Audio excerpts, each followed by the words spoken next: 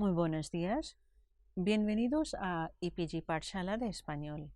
Estamos en el paper 7 que se titula Enseñanza de español como lengua extranjera. Me llamo doctora Alka Jaspal. Imparto clases de enseñanza del español como lengua extranjera en la Universidad Nehru de Nueva Delhi. En este módulo hablaremos de la evaluación en la clase de L. La mayoría de los alumnos y profesores consideran el proceso de aprendizaje y la enseñanza como una parte de evaluación o la meta de cualquier tipo de los dos que está enfocada solo en la evaluación. Este proceso tiene una desventaja porque en muchos casos desaparecen la calidad de adquisición y de la enseñanza.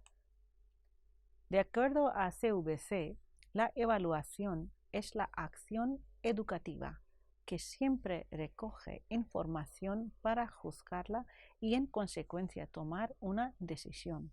No obstante, hay tantas definiciones de la evaluación como concepciones de la misma.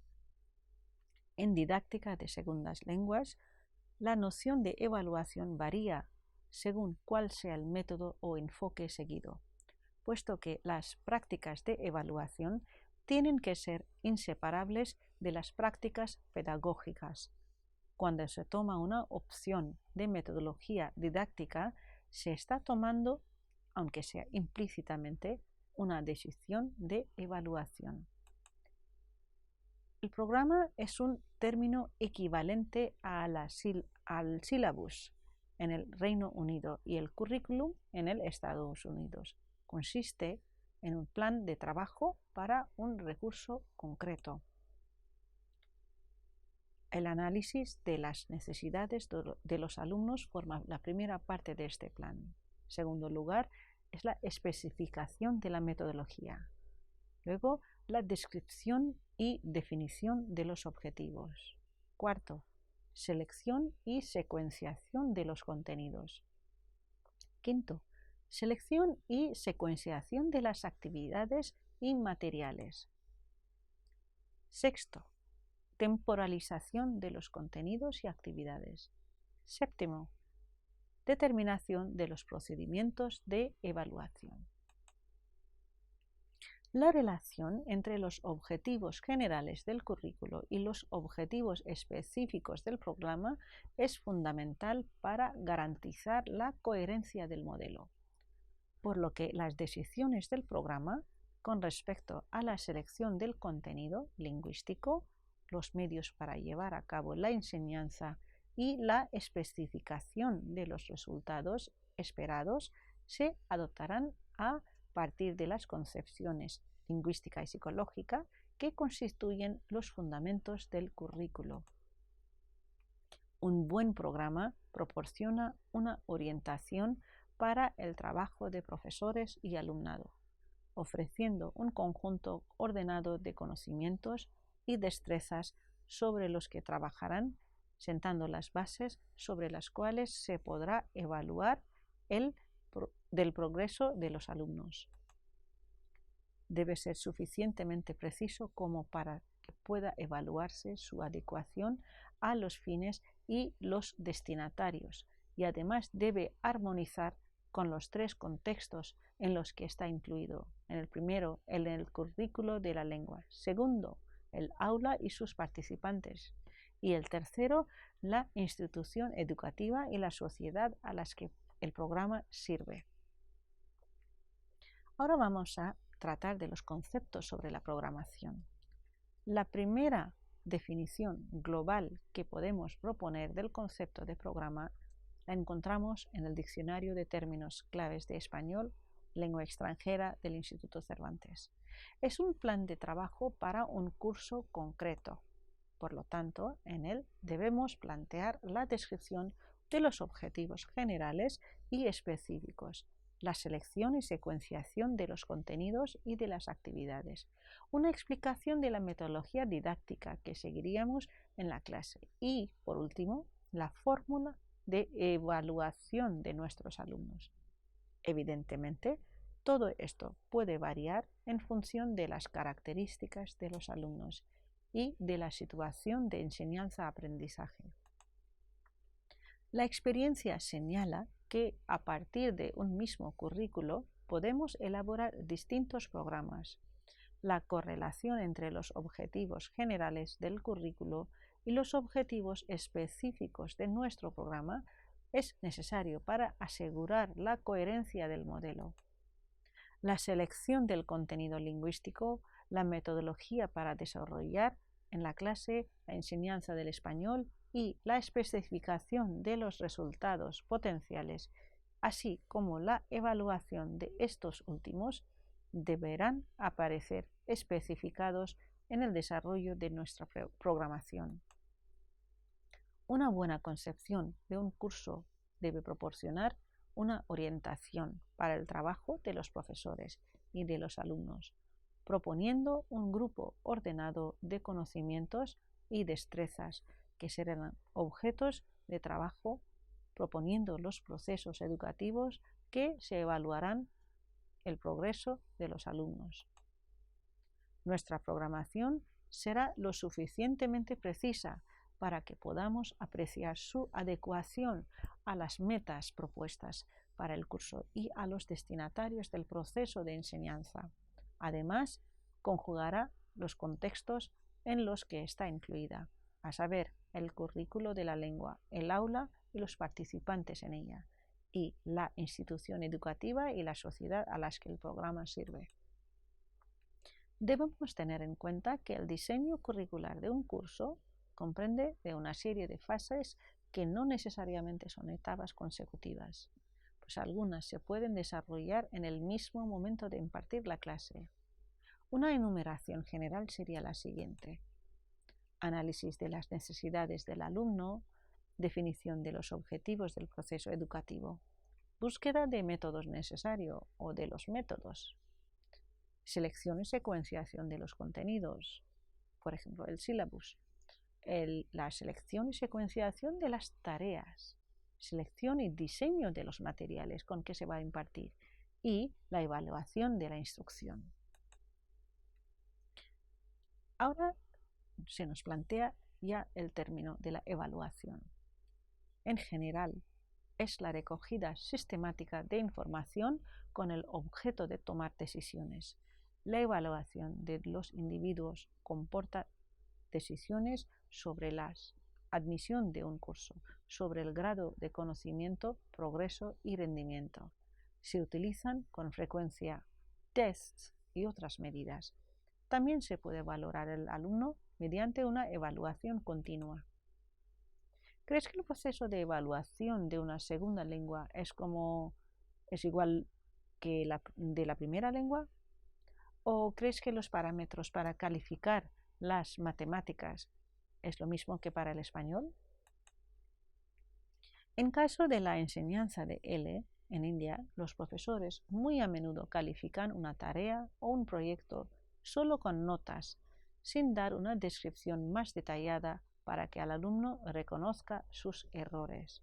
La idea de evaluación no es para subrayar los errores, sino para mejorar el aprendizaje del alumno. Vamos a analizar siguientes opiniones. La evaluación es la obtención y el análisis sistemático de toda la información necesaria y relevante para llevar a cabo el desarrollo del currículum, cuyo fin es determinar el grado de efectividad y eficiencia de un contexto determinado. Es la opinión que propone Brown. Por otra parte, tenemos la explicación que aparece en el plan curricular del Instituto Cervantes. La evaluación allí es el conjunto de criterios generales que permiten garantizar la coherencia del currículum en un doble sentido. Por una parte, aseguran la coordinación necesaria entre el tipo de enseñanza propuesta y los procedimientos de evaluación que vayan a utilizarse. Por otra parte, ofrecen unas pautas comunes de evaluación que sirven de referencia para todos los centros. Según Harris, la evaluación es la medición del progreso del aprendizaje en una lengua meta con el fin de dar un juicio de valor. La evaluación, según las guías de apoyo docente del Ministerio de Educación España, es una actividad sistemática integrada en el proceso educativo que proporciona información sobre qué, cómo y cuándo evaluar para orientar al alumno, mejorar los procesos de aprendizaje y hacer posible la revisión del currículum y su contexto. En el cuaderno de pedagogía se presenta la evaluación como conjunto de actuaciones mediante las cuales es posible ajustar progresivamente la ayuda pedagógica a las características y necesidades de los alumnos o determinar si se han cumplido o no las intenciones educativas. ¿Crees que el proceso de evaluación de L sigue las mismas normas en nuestro propio plan curricular nacional? Vamos a reflexionar sobre nuestro papel que realizamos después de realizar un papel de profesor. Primera situación. ¿Qué haces si un alumno saca un resultado negativo en una prueba? ¿Hablas con el alumno y le permites repetir la prueba? ¿Lo apruebas para motivarlo? ¿O lo suspenderás para incentivarle a estudiar? ¿O le das actividades extras sobre los puntos que no ha entendido? A la hora de preparar un examen para los alumnos, ¿se incluye todo lo que se ha visto en la clase de la manera en que se ha enseñado? ¿O se incluyen las cuestiones más difíciles para averiguar quién tiene el mejor nivel? ¿O se incluyen lo visto en la clase, pero excluimos lo que no han aprendido? ¿O se incluye lo más fácil para obtener buenos resultados y motivar al alumno? Después de acabar con la unidad, este es el tercer caso, ¿se cierra la unidad sin comentarios? ¿O se comentan los resultados con los alumnos? ¿Hablas con los que han tenido más problemas? ¿O se realiza una actividad plenaria para realizar un comentario general? Al final, ¿cómo percibes la evaluación? ¿Es algo que te sientes obligado a hacer, pero que no consideras necesario? ¿O es que tiene que tener sentido para tus estudiantes? No solo es una nota. O puede ser una nota, pues es lo que más interesa a tus estudiantes y además es lo que cuenta. O por otra parte, es absolutamente necesaria para ver el progreso del proceso del aprendizaje. Se entiende por evaluación así la acción educativa que implica siempre recoger información para juzgarla y, en consecuencia, tomar una decisión final del aprendizaje. No obstante, hay tantas definiciones de evaluación como concepciones de la misma. Las diferencias estriban en qué información se recoge y se juzga, quién, cómo, cuándo y para qué se recoge y se juzga. En consecuencia, qué tipo de decisiones se llega. Para una definición más acotada del término, es preciso tener en cuenta que la manera de entender el proceso de la evaluación de los aprendizajes varía sustancialmente según cuál sea la teoría de aprendizaje en que se ampara el enfoque o método didáctico. Desde una visión cognitivista y constructivista del aprendizaje, se ponen en el centro de interés en una pedagogía basada en los procesos, de la que cabe destacar las siguientes características. La evaluación debe referirse no solo al grado en que el aprendiente aprende un conjunto de habilidades, un tipo de conocimientos, sino que también debe responder a cuestiones de justificación. ¿Por qué deben aprender los alumnos unos determinados conocimientos? Así como los efectos de aprendizaje no intencionados. Por ejemplo, ¿qué han aprendido que no estaba previsto? ¿Qué aspectos de los que estaban previstos no se han aprendido? Etcétera. Así, la evaluación centrada ahora en el proceso busca dar información para formular y reformular la acción didáctica. Dicho de otro modo, la evaluación se entiende como un acto de comunicación entre las partes implicadas con el que se busca, ante todo, mejorar el proceso de lo que está siendo objeto de evaluación y, en consecuencia, el producto resultante del mismo. Tiene como objetivo primordial establecer el nivel de aprovechamiento del estudiante en cada actividad de aprendizaje, así como detectar los tipos de errores más relevantes para enmendarlos a lo largo del proceso de enseñanza y aprendizaje. En didacta de segundas lenguas, la noción de evaluación varía según cuál sea el método o enfoque seguido, puesto que las prácticas de evaluación tienen que ser inseparables de las prácticas pedagógicas. Cuando se toma una opción de metodología didáctica, se está tomando, aunque sea implícitamente, una decisión de evaluación. ¿Cuáles son las funciones de la evaluación? Scriven, desde las filas de conductismo, menciona dos posibles funciones para la evaluación: sumativa y la formativa. Si bien en la tradición educativa es frecuente añadir una más, la evaluación diagnóstica. Veamos a grandes rasgos las características fundamentales de cada una de estas funciones de la evaluación. La evaluación sumativa tiene como fin de verificar, al término de una actividad o conjunto de actividades de enseñanza-aprendizaje, el hecho de hasta qué punto se han adquirido los aprendizajes evaluados. La evaluación tiene en muchas ocasiones función acreditativa, esto es, certificar ante la sociedad los aprendizajes adquiridos. Por otra parte, la formativa es la recopilación sistemática de evidencia, a fin de determinar si hay aprendizaje y controlar tanto el estadio de aprendizaje y las necesidades de cada estudiante a lo largo del proceso de aprendizaje, como si lo planificado sea resultado según lo que estaba previsto o hay que modificarlo. Por otro lado, tenemos la evaluación diagnóstica, dentro de la cual la que funciona dentro de la evaluación formativa. Scriven incluye la función del diagnóstico, a pesar de que tiende a asociarse la función diagnóstica como una evaluación inicial. Scriven no la considera de este modo, sino que la concibe como una función recursiva, parte integrante de la evaluación formativa.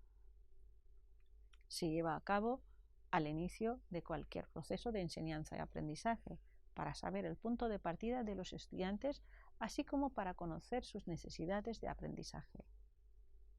Evaluar. Su función así es proporcionar la información necesaria para poder tomar una decisión sobre la evolución de la interlengua de un alumno. Puede adoptar procedimientos cuantitativos y cualitativos. Examinar, entonces, es la forma de evaluar que implica la utilización de procedimientos cuantitativos con el fin de determinar o medir un nivel de actuación.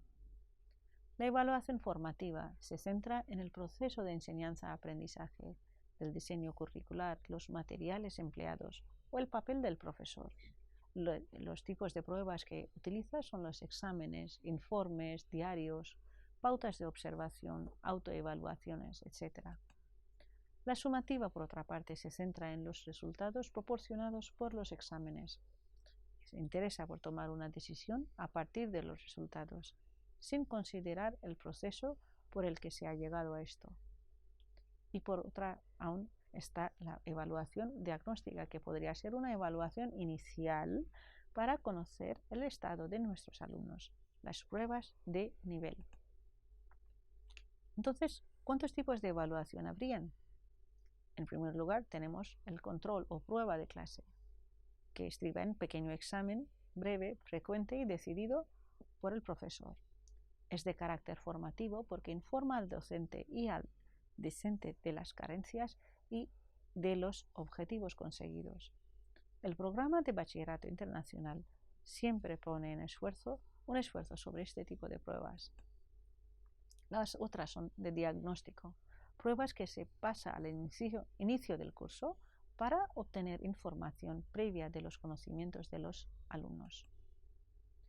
También las hay pruebas de aprovechamiento, que son pruebas orientadas a obtener información sobre los conocimientos adquiridos por el estudiante al final de una etapa de aprendizaje.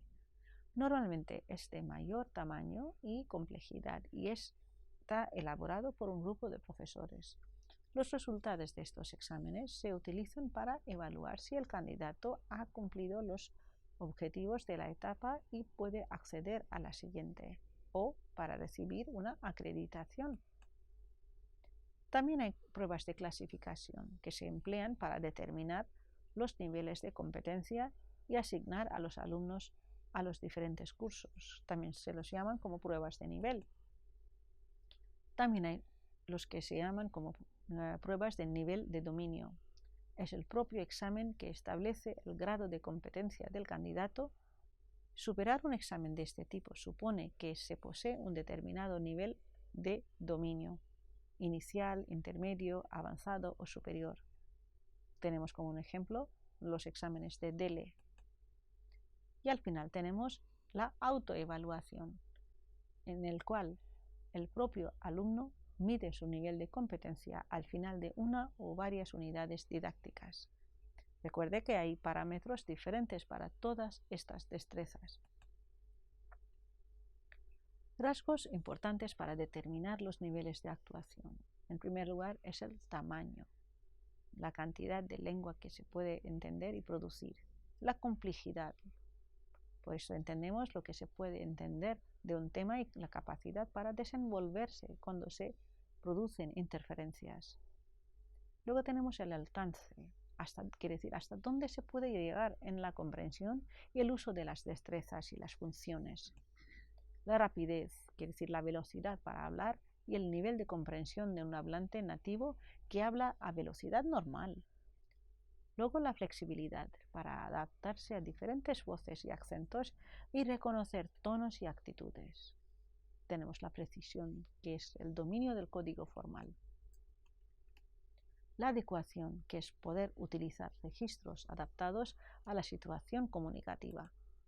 La independencia, que es la necesidad de aclaraciones y de ayudas del interlocutor. La repetición, número de repeticiones que necesitan para entender un texto o emisión. La vacilación, tiempo que necesitan para empezar la actuación y frecuencia de las vacilaciones. Entonces, los requerimientos para realizar una prueba comunicativa serían determinar el tipo de examen, especificar y definir los contenidos, quiere decir los descriptores, establecer los procedimientos, es decir, tipo de prueba, duración, distribución, etc. Definir los criterios con los que se evalúa. Experimentar con el examen también es otro aspecto. Comprobar la validez de las pruebas y la fiabilidad de los resultados. Analizar los resultados y al final reajustar el examen para que cumpla con los requisitos de validez, fiabilidad y viabilidad. Por lo tanto, las propiedades esenciales de los exámenes y los medios de evaluación serían, que son los más importantes, en ellos es la validez de una prueba que debe medir de manera adecuada y exacta las habilidades del alumno. Los resultados deben tener consistencia. Debemos contemplar la semejanza con la vida real o autenticidad. La comunicación entre el profesor y el alumno también es muy importante. Y hasta qué grado la evaluación es viable, es de suma importancia. Los ejemplos de DELE son mejores ejemplos para entender el proceso de evaluación. Los diplomas de español como lengua extranjera o el DELE son títulos oficiales acreditativos del grado de competencia y dominio del idioma español que otorga el Instituto Cervantes en nombre del Ministerio de Educación, Política Social y Deporte de España. Los niveles que prueban son A1 acceso, A2 plataforma, B1 umbral, B2 avanzado, C1 dominio operativo eficaz, C2 Maestría. Le invito a consultar la página web de plan curricular de Instituto Cervantes, donde hay todo un estudio muy elaborado basado en los descriptores que aparecen en el MECER, que se evalúa en qué nivel.